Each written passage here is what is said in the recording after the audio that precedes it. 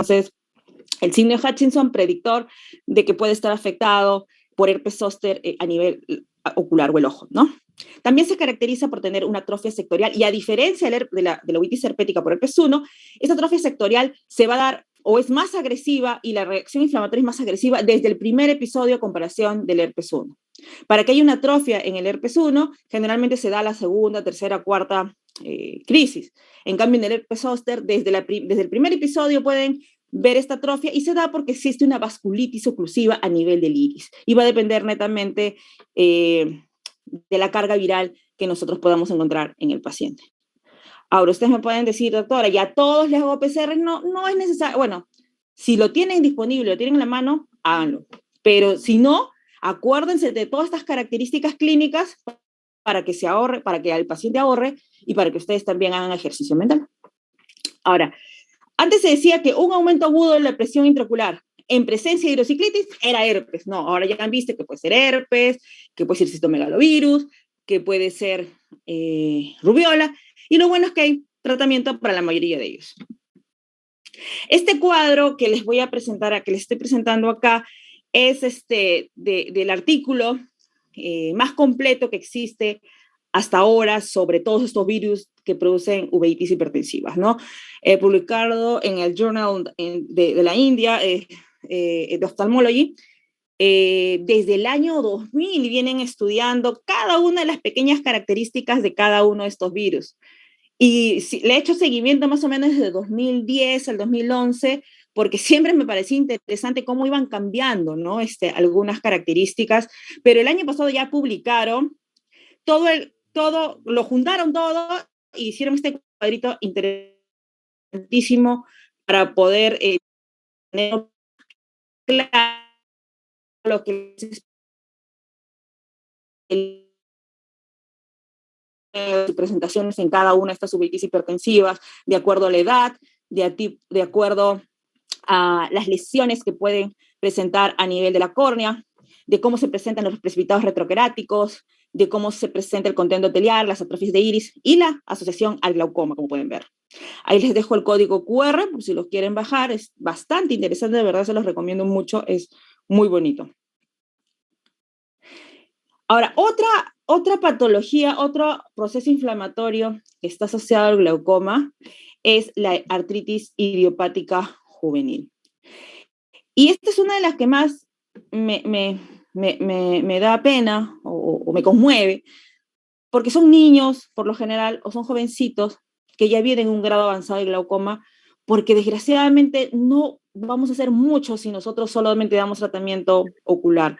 Esta es una de las afectaciones oculares, de las uveitis asociadas a una enfermedad sistémica que va a depender mucho del tratamiento multidisciplinario. Y a veces es bien complejo para el paciente sacar una cita tanto para reumatólogo como para oftalmólogo, porque a las justas les dan para uno de los dos. Y tenemos que estar sintonizados ambas especialidades, porque si no lo estamos, de verdad, déjenme decirles, le va a ir súper mal al paciente. No va a estar controlado ni por un lado ni por el otro. Si solamente va al reumatólogo, el reumatólogo le va a dar los huesitos, las articulaciones, su hígado, su riñón y nada más. Y si solo va al oftalmólogo, el oftalmólogo se va a preocupar más en el ojo y al final puedes compensar otros órganos. Se dice que en la etapa aguda se puede controlar bastante bien, pero el problema va a ser en esas uveitis crónicas de bajo grado, porque siempre sigue liberando inflamación o células inflamatorias y el paciente lo van a ver con un ojo no rojo, con un ojo blanco, porque como es de bajo grado, el paciente ni siente y ni siquiera tiene fotofobia o tiene muy poca y no se va a dar cuenta. Entonces, el reumatólogo tiene que ser bien consciente de este tipo de afectación que es de bajo grado, que es una uveitis que no molesta mucho y derivarlo con nosotros para que nosotros, si vemos algún grado de inflamación, decirle al reumatólogo que tiene que cambiar de tratamiento, puede ser a un biológico o a un inmunosupresor específico para que esto no llegue a la ceguera. El algoritmo de tratamiento siempre va a ser hipotensores, antiinflamatorios, y el antiinflamatorio hay que saber elegirlo junto con el reumatólogo. El doctor Foster desde el año 2010, bueno, antes incluso del 2000, nos dijo muy claramente que solo un tercio de los pacientes que es en glaucoma uveítico, en artritis idiopática juvenil, va a responder al tratamiento tópico. O sea, 2/3 partes de estos pacientes que hacen glaucoma uveítico en AIJ se van a ir a una cirugía filtrante porque es muy agresiva. Se puede realizar cualquier tipo de cirugía filtrante o cualquier tipo de cirugía, pero para estos jovencitos se ha visto que la goniotomía es muy eficaz porque sobre todo genera menos complicaciones a comparación de otras técnicas o procedimientos. Otra enfermedad inflamatoria muy asociada al glaucoma es el síndrome de Bocco-Yanay-Arada. Y se cree que puede producir glaucoma hasta en un 40% de todos sus pacientes. Este artículo que les traigo acá me gusta bastante porque reunió la mayoría de factores de riesgo que se hablan en otros artículos para la presencia de hipertensión ocular y glaucoma. En este artículo hablan sobre que los factores de riesgo asociados a la hipertensión ocular y glaucoma son el tener una agudeza visual de inicio peor o igual a 20/200, que la llegada del paciente con ataque de uveitis a un consultorio, a un especialista de uvea, sea mayor de 2 meses, que el paciente tenga muchos episodios de recurrencia y que el paciente tenga sinequias posteriores, cosa que no puede pasar porque un síndrome Bocco-Yanay-Arada se tiene que tratar adecuadamente. Recuerden que para apagar la inflamación severa se da corticoides, pero al mismo tiempo de la desfocalización ya se tiene que estar preparando al paciente para inmunosuprimir porque va a tener mucho tiempo de inflamación, o sea, la inflamación es tan severa y tan larga que puede durar hasta 2 años seguidos. Entonces, pensando en eso, yo no le voy a dar tanto corticoide porque si no me puedo encontrar con ese grupo de respondedores corticoides que va a ser del 5 al 20% y no los voy a llevar a la ceguera por corticoides, ¿cierto? O glaucoma por corticoides. Entonces, tengo que prepararlos igual para inmunosuprimir. Entonces, si yo no hago esto, voy a condenar al paciente a tener un BKH subclínico, un BKH que aparentemente está bien, pero que sigue activo y que sigue generando daño a nivel de la retina, daño al nivel del nervio óptico, con la consiguiente pérdida de la agudeza visual y un mal pronóstico en general. Entonces, en este artículo revisan los diferentes mecanismos para que se dé el glaucoma y la hipertensión ocular, y vean que, por ejemplo, hay un glaucoma que se produce por los esteroides, hay otro glaucoma de ángulo abierto y otro glaucoma de ángulo cerrado. Entonces, si vemos, ustedes acá fácilmente van a ver que el 39.9% está producido por un glaucoma de ángulo abierto. Sí, se puede pensar porque es una reacción inflamatoria tan aguda que cierra el ángulo, ¿no? O por lo contrario, puede ser abierto, ¿no? Pero que, como en este caso, como lo encontraron acá, la reacción inflamatoria misma está obstruyendo el trabéculo, pero si nosotros sumamos el bloqueo pupilar más sinequias anteriores periféricas que lo describen acá, casi es el mismo porcentaje. Entonces, tanto el ángulo abierto, el ángulo cerrado, los corticoides están interviniendo en el proceso y en el mecanismo para que se dé glaucoma en estos BKHs. Algo que también me gustó de este artículo fue que ellos estudiaron 695 ojos de 1.457 pacientes y esto correspondía a 23.9% de los pacientes que hicieron glaucoma por BKH. Y utilizaron tratamiento solo médico en casi la mitad, en el 56%, y este 56% solo mejoró con tratamiento médico, que es una buena cantidad. Pero un 44% mejoró con tratamiento médico y tratamiento láser o quirúrgico. Entonces, ¿y qué procedimientos utilizaron? Utilizaron la iridotomía láser, la iridectomía quirúrgica, la trabeculectomía y en algunos lugares cirugía catarata. Otro porcentaje no lo estudiaron porque se fueron a otros hospitales. Entonces, hablando ya del manejo del glaucoma uveítico en general, tenemos que entender que pueden existir diferentes escenarios, que el mecanismo anatómico de la presión intraocular nos va a influenciar mucho en el tratamiento o en el plan terapéutico que vamos a tomar. Si es un bloqueo pupilar, vamos a tener que utilizar láser o cirugía, pero si es un glaucoma de ángulo abierto, vamos a tratar de utilizar solamente medicación tópica o sistémica que nos ayude a bajar, y si esto no mejora ya nos iremos a una cirugía, ¿no es cierto? Tenemos que entender que todo glaucoma uveítico debe tratarse médicamente para dar tiempo al menos para controlar la inflamación intraocular. Y no hay que tenerle miedo a los corticoides, a pesar que los corticoides pueden aumentar la presión intraocular, ya que un tratamiento insuficiente para la inflamación al usar corticoides no se justifica no usar los corticoides porque puede aumentar la presión. Entonces tenemos que hacer un tratamiento equilibrado para que esta inflamación, que es lo que produce la hipertensión ocular, pare. Y la única forma de parar esta inflamación de momento agudo va a ser con corticoides. Entonces no hay que tenerles miedo. ¿Y qué se sabe del tratamiento médico? Que los betabloqueadores y los inhibidores de la anhidrasa carbónica siempre han sido la primera línea, pero hay otros medicamentos a los cuales se ha satanizado, como las prostaglandinas, que también se pueden usar, pero sobre todo se puede usar las prostaglandinas en uveitis inactivas, ¿no? Entonces, incluso muchos reportes dicen que es de primera línea en uveitis inactivas que ahora están con glaucoma, siempre y cuando no hayan tenido una cirugía complicada y no haya tenido edema macular, ni tampoco herpes, porque se ve que puede reactivar una uveitis herpética. ¿Qué pasa con los alfa-adrenérgicos como la brimonidina o la proclonidina? Se ha encontrado que puede producir reacción inflamatoria y dar cuadros uveíticos intensos, sobre todo después de usarlos prolongadamente. Por ejemplo, yo tengo pacientes que mucho tiempo han usado Critantec, ¿no es cierto? Y que después, como ya no hay inflamación y el paciente está inactivo, y bueno, sigue teniendo presiones en el límite o presiones de 27 o 30, se le deja solo una brimonidina con timolol, ¿no es cierto? Y empieza a hacer cuadros de uveitis.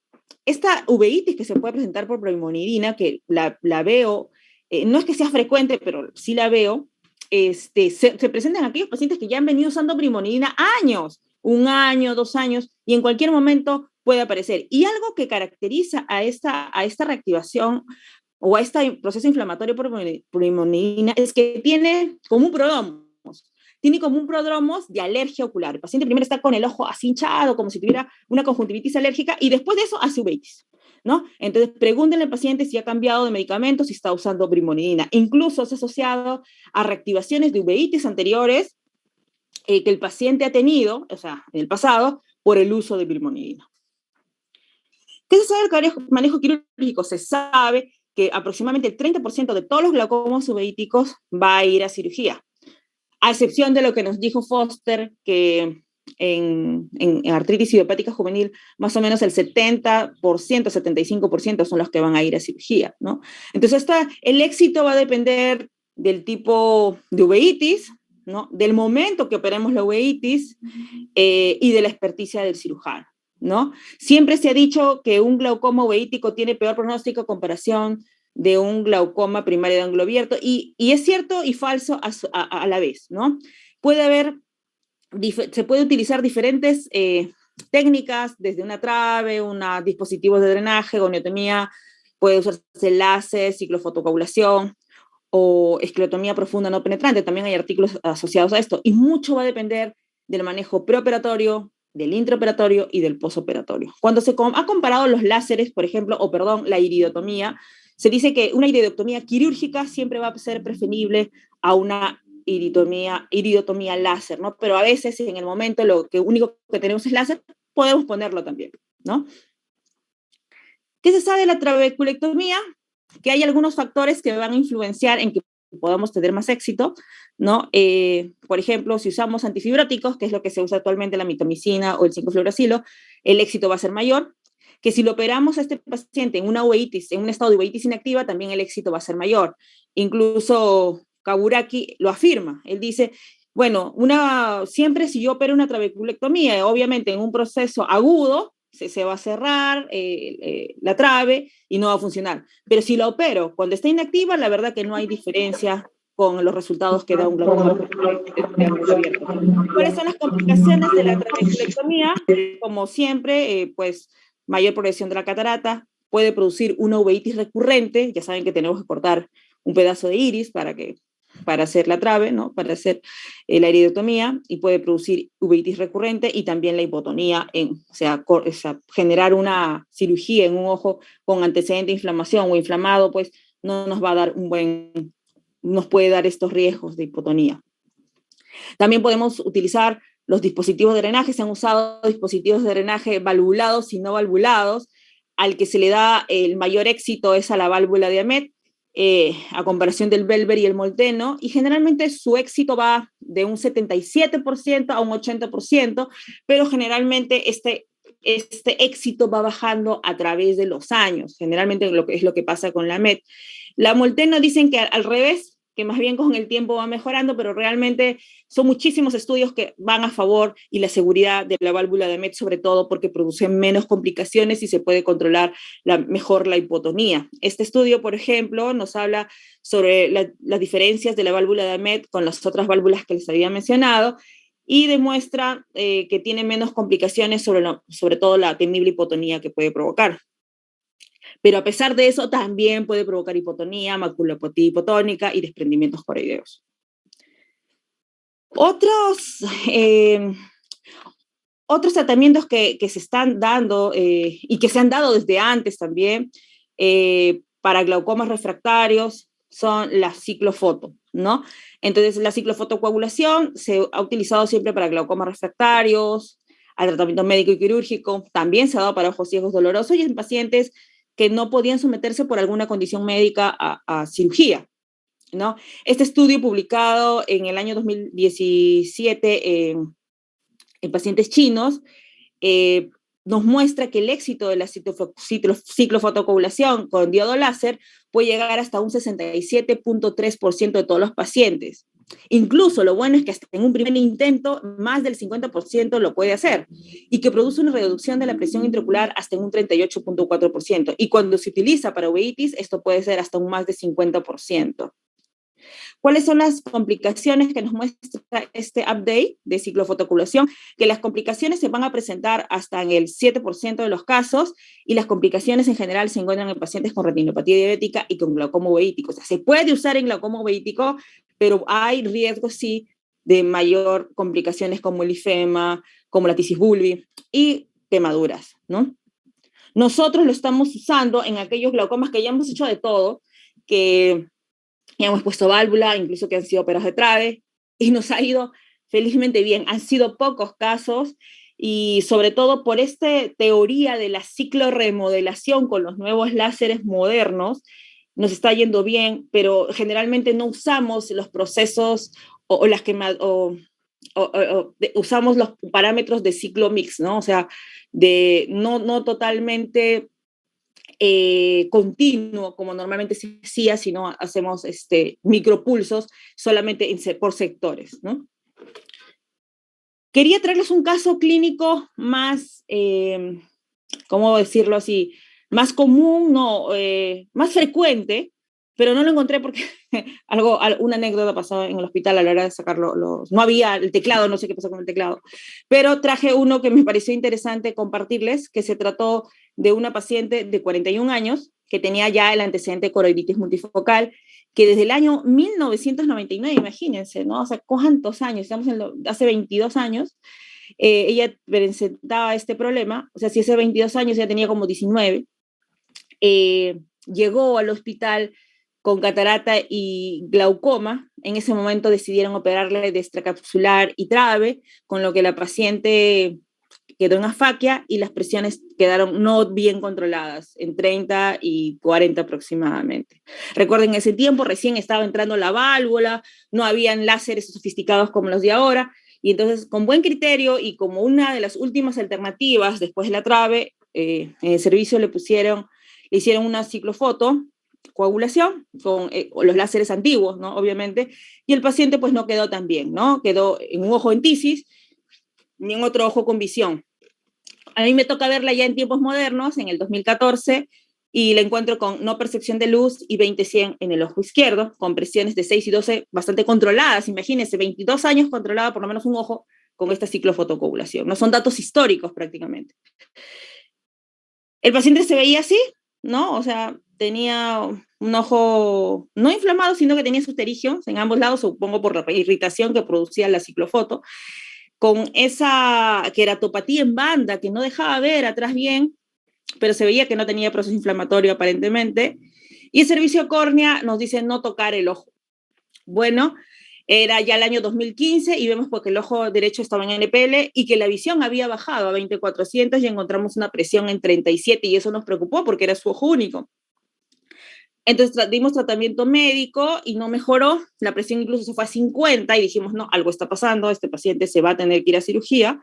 y decidimos ponerle una válvula de AMED, pero ahora ustedes me van a decir, ¿y ahora dónde le ponemos o cómo le ponemos, ¿no? A esta válvula?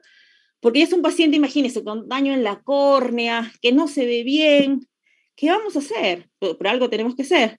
Se decía por la cirugía de válvula, pero vía parasplano. O sea, vamos a poner trócares para que la válvula, el tubo de la válvula esté por atrás y no vaya a chocar con la córnea. Para octubre, después de 3 meses de la cirugía, el paciente queda con una visión en 20/100 y con una presión de 13. ¿Y por qué optamos por la válvula por plana? Porque ya hemos tenido malas experiencias con pacientes que se controló la uveitis aparentemente y ahora tenía glaucoma y se opera el glaucoma. Y miren el tubo de esta válvula en otro paciente. Miren, este paciente también tenía ya alteraciones a nivel de la córnea, tenía sinequias posteriores, tenía incluso sinequias anteriores, iridocorneales, ¿no? Entonces, debe haber sido un dolor de cabeza para el médico que operó este ojo, ¿no? O sea, ¿dónde poner la válvula? Y ahí claramente se ve pues, que hay un toque endotelial, ¿no? Y a veces estos pacientes se pierden, o sea, pueden ser de provincias y tú no lo vuelves a ver años o meses, no sé. Y ahora por pandemia, imagínense cuántos les debe haber pasado lo mismo.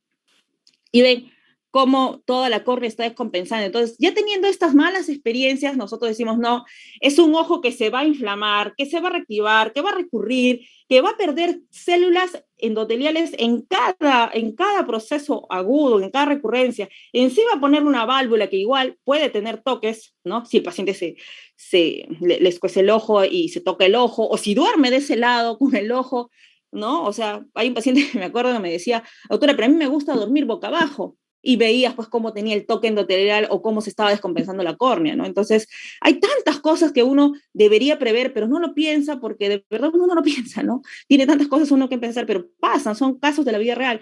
Entonces, estas cosas ya no deberían pasar. Entonces, optamos por la válvula, por la colación de la válvula y del tubo por vía parasplana, y estos fueron nuestros resultados, ¿no? Limpiamos quirúrgicamente la córnea, pusimos la válvula, el tubito, para poder verlo, lo hicimos un poquito más larguito y ahí vemos la puntita de la válvula y los resultados visuales fueron muy buenos, ¿no? 20/70 en el ojo izquierdo, que es su ojo único, y 9 de presión hasta el momento, y el paciente lo dejamos posquirúrgicamente con sus corticoides inmunosupresores y con sus lágrimas y sus antiinflamatorios tópicos. Muchas gracias, era todo lo que quería compartir. He tratado de hacer un resumen muy resumido y estoy presta a sus preguntas.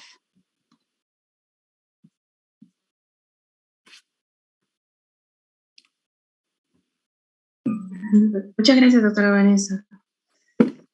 Doctor García, ¿algún comentario? Sí, gracias, Vanessa. Muchas gracias. Me contaron de que estás con los tiempos cortitos. De mi parte, en realidad, ha sido una presentación, como siempre, muy completa. La síntesis impresionante realmente, pero ha sido muy provechoso, estoy seguro. Yo no tengo ninguna pregunta en particular, Andrea. ¿Cómo estás tú en el chat? ¿Qué tienes? Bueno, doctora, ahorita tenemos una pregunta en el chat. A ver. Excelente ponencia, doctora. ¿Recomienda el uso de atropina en todos los pacientes? No recomiendo el uso de atropina y muchas gracias por la pregunta, me olvidé comentarlo. Hay tanta información realmente que traté de dejarles así como las perlitas, o creo que lo que les va a ayudar. Incluso me faltó hablar mucho de los nuevos láseres que hemos publicado hace poco y nos ha dado buenos resultados, y hay otros que vamos a publicar que están en camino, pero esto es importante, lo de la atropina. Recuerden, ese cuadrito que les enseñé, van a ver qué uveitis hipertensivas generan atrofia y qué uveitis producen iridoplegias. Cuando uno deja una atropina en un paciente que está con una iridoplegia, el ojo se va a quedar atónico casi de por vida. Ustedes van a ver al paciente con su ojo de gato, ya sin uveitis y con su ojo de gato, con su ojo con una alteración a nivel de la pupila que le va a provocar una fotofobia horrible.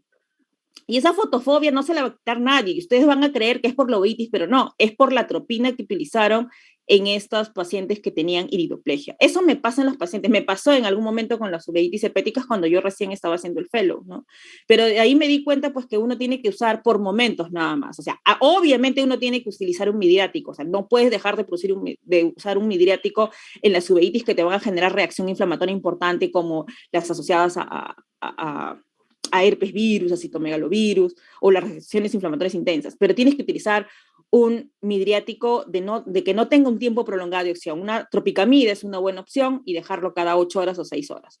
Ahora, si yo tengo un paciente que sé que es un mal paciente, un paciente que sé que desde el principio me dice, soy de provincia, y que sé que no va a usar, ahí sí le dejo atropina, ¿no? En el BKH le puedo dejar atropina, o en casos muy específicos, pero trato de usar tropicamida. Y vean mucho esta idoplegia, se ve bastante. Ustedes van a ver pacientes que después del proceso de herpes se queda con su pupila irregular. Y no es poco común, es bastante común si ustedes se dan cuenta. Y eso desgraciadamente es por el uso de la atropina, ¿no? Okay. Gracias, doctora. Aquí tenemos otra pregunta acerca del BKH. Dice, en fases agudas o veíticas de pacientes con BKH, ¿cuál debe ser el esquema de uso de corticoides? ¿Por cuántos días y qué dosis? Y por otro lado, mencionó en algunos casos debemos llevar inmunosupresión. ¿Qué fármacos usan en su experiencia? En primer lugar, los inmunosupresores se deben usar siempre, siempre, siempre. 100% de los casos de BKH, uso de inmunosupresores. Cuando uno trata con solo corticoides, estás tratando mal. Eso tienen que tenerlo en cuenta. Un uso inminente de inmunosupresores es en BKH. Entonces, al inicio lo que yo necesito es apagar el incendio, y que uno tiene que apagar el incendio con agua, con tierra, con lo que sea. Y este medicamento, el único que va a tener una acción tan rápida, va a ser los corticoides. Existen muchos artículos que han hablado y han comparado la vía de administración de los corticoides de manera sistémica, de manera regional, de manera local. Muchos dicen que la vía sistémica, vía oral versus la vía parenteral, tiene la misma respuesta, pero no es así. Si uno quiere estar seguro de que ese BKH, ese proceso inflamatorio se va a apagar por lo menos en 1 o 2 días, tiene que usar la vía parenteral y internar al paciente, pero eso conlleva a que tienes que ir, pasar visita y todo eso, ¿no? Tomar la presión y dejar todo. Entonces yo por lo general cuando estoy en el hospital les dejo 3 días de metilprednisolona endovenoso a 1 gramo y controlando bastante los parámetros del medio interno, ¿no? Ya sea la glucosa, la presión arterial, todo el control de las funciones vitales. Esa es la idea. Si no tienes un centro hospitalario donde poder hacer, sobre todo lo que ha pasado en la pandemia, no tienes de otra, ¿no? Y los artículos te avalan. Tienes que usar la otra vía sistémica a dosis de 1 miligramo por kilo de peso. Entonces tienes que usar, pues no queda otra usar la prednisona, ¿no? Pero lo ideal es que trates de apagar la inflamación en el tiempo más rápido posible. No todos los pacientes llegan así. Te puede llegar un BKH súper agudo con el desprendimiento de retina, todo, a otros no. Te llega en un momento ya en la fase crónica recurrente y otro cuando ya está en la fase convaleciente. O sea, pero si me llega a mí en un proceso súper agudo, lo interno y le doy sus bolos.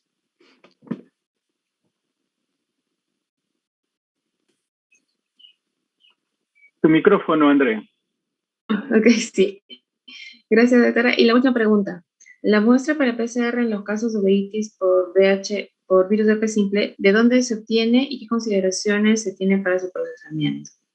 Realmente la muestra, con todo esto de biología molecular que está ahorita en auge y que es súper fácil obtenerlo de cámara anterior, podemos introducir una agujita de 27G, de 25 incluso con la de tuberculina, y basta con 0.01 para laboratorios modernos. Otros laboratorios te piden 0.02, pero con 0.0.1 te está recibiendo. También depende de los virus que quieres sacar. El multiplex, que es el PCR para todo, o sea, si tú no tienes ni idea de lo que estás viendo, o te parece que es un perro, pero maulla y de repente tiene 3 patas y no te combina y tú dices, ya, es todo. Le pides un multiplex. No debería ser así porque nosotros debemos hacer un poquito de ejercicio mental y decir, esto yo creo que va más para familia herpes, ¿no? O esto yo creo que es un citomegalovirus con las características que ya le mostré. Uno debería dirigirlo. Pero si no tienes ni idea, pides un multiplex PCR. Obvio que te cuesta 4.000 soles en ROE, ¿no? Pero lo pides, hay. Ahora, solamente para familia de herpes te cuesta 1.200 soles y se saca de cámara anterior 0.01.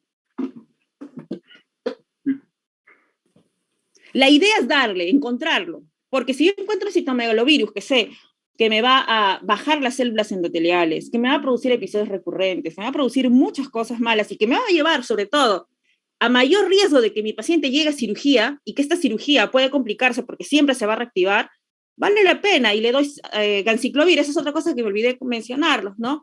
Del ganciclovir, o sea, tenemos la presentación tópica del ganciclovir en gel, ¿no? Acá la marca, bueno, el nombre es Gancivir, y lo podemos dar cada 6 veces al día, no produce toxicidad corneal, está muy disponible, y lo bueno, a diferencia del Gancivir, a utilizar el valganciclovir sistémico, es que se ha demostrado en muchos artículos que dar el tratamiento tópico genera menos recurrencia que dar el tratamiento sistémico. Así que al pacientito le puedes dar su Gancivir y va feliz. Estás tratando la hipertensión ocular, trata la inflamación y tratas el agente etiológico que te está produciendo todo el problema.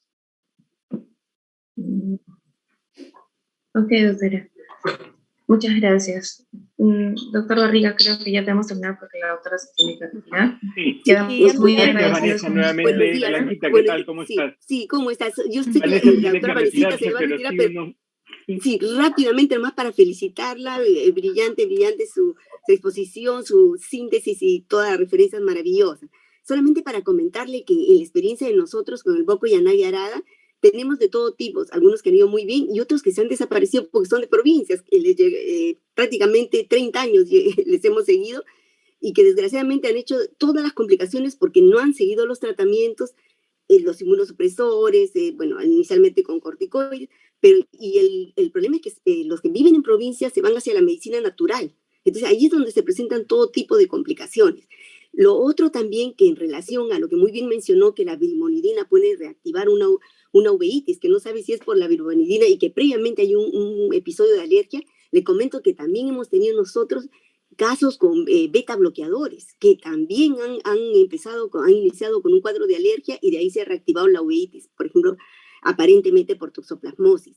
Y lo otro que también hemos tenido, también para tener en cuenta, pacientes que están bien controladas de haber tenido una queratuveitis por herpes zóster, perfecto, y que se han operado de catarata, muy bien, todo perfecto, buena agudeza visual, y después, cuando ya a los 3 meses se les hace el Jack Láser, se ha reactivado también la uveitis por zóster, y que ha terminado después en trasplante corneal, con rechazo, o sea, 2 veces y al final, pues, ceguera, ¿no? Entonces, todo eso hay que tener en cuenta cuando uno va a colocar también un Jack Láser en este tipo de pacientes, ¿no?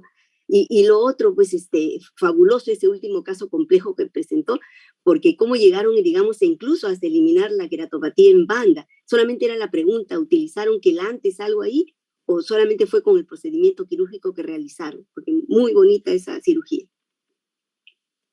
Sí, solamente fue no fue quelantes porque lo maneja el servicio de córnea y no había en ese momento en sala, lo retiramos debridando con bisturí, ¿no?